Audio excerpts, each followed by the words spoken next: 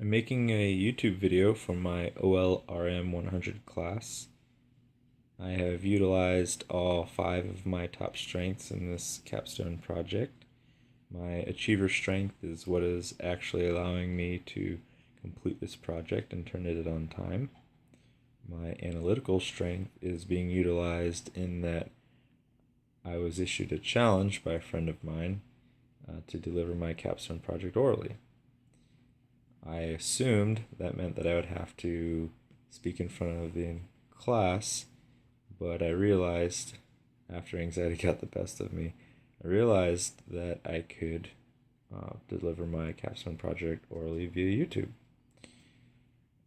My third strength is connectedness, and my friend had issued me this challenge after I had issued him a challenge, and I see these two things as connected because kind of an unspoken gentleman's agreement: if I complete my challenge, then he will complete his.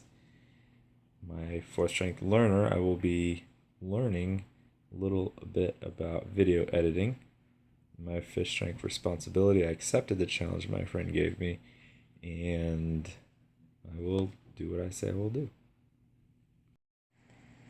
Would you say that you had a happy childhood? I thought I did. When I was younger, I was happy. As I grew up, I became less happy.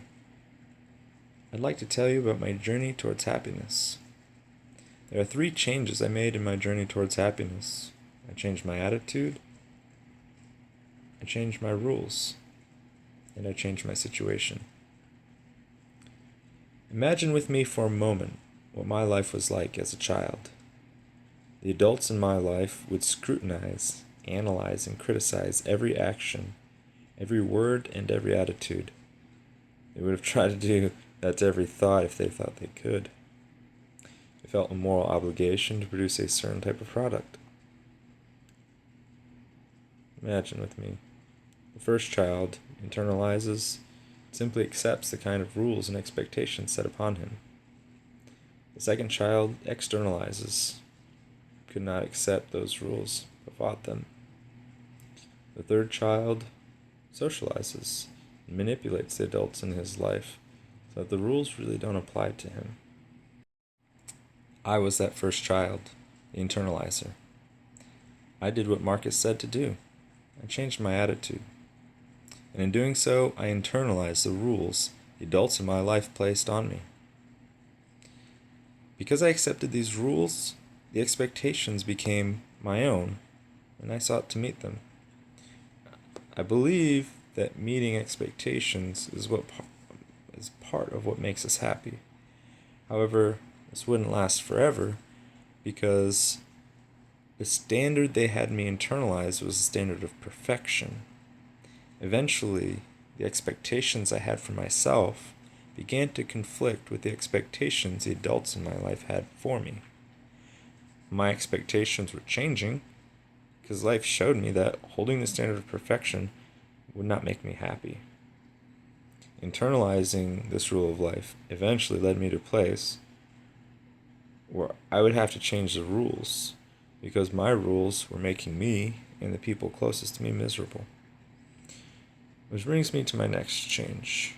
It's probably because of my personality, but I hung on to those rules I had internalized until I was about 25. I had slowly begun to realize that these rules no longer reflected who I was as a person. Now I didn't throw them away, I changed them. I kept what was helpful and I threw out what was harmful. I looked to others to see what kind of rules they had. The ones I thought would be beneficial to me, I incorporated into my own set of rules.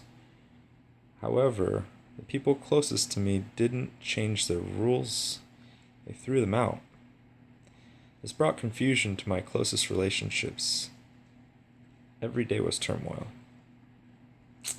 Which leads me to my final point, in which I learned that I had to change my situation. I found myself in a situation where changing my attitude wasn't enough to keep me happy, where changing the rules or my internal expectations wasn't enough to keep me happy. I found myself faced with a choice between misery and happiness. In the first of these depressing scenarios, I chose misery because I felt forced into it, because I could still see hope in recovering the broken relationships. But in the second bad situation that I was in, I chose happiness. That choice was the hardest choice I've had to make in my life. I was in a situation where walking away was the worst thing you could possibly do in that work culture, in that climate. But I did it. Now, I would like to tell you some pitfalls that you may experience if you decide to make these changes.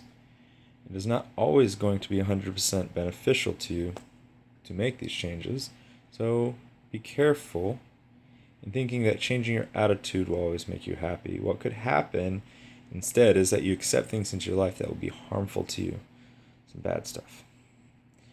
Likewise, I caution on changing your rules. If you decide that what you internalized as a child no longer reflects who you are, be careful not to just throw them all away. You could be left with having no internal compass, and I saw that wasn't very helpful to the people who did that.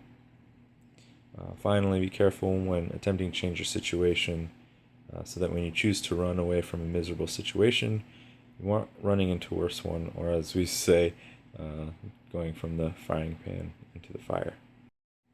Would you say you're happy with your present circumstances? I am. Now, I got a lot of good stuff out of this class, or OLRM 100, but I know that not everyone in my class feels the same. The reality, as I see it, is that these principles work. But, like anything in life, change doesn't really happen until we are forced into it. Eventually, we will all be faced with a choice between misery and happiness. I choose happiness. I hope that when you're forced to make the same choice, you will reflect on your strengths, the ideas we talked about in this class, and my story. Thank you. Good luck.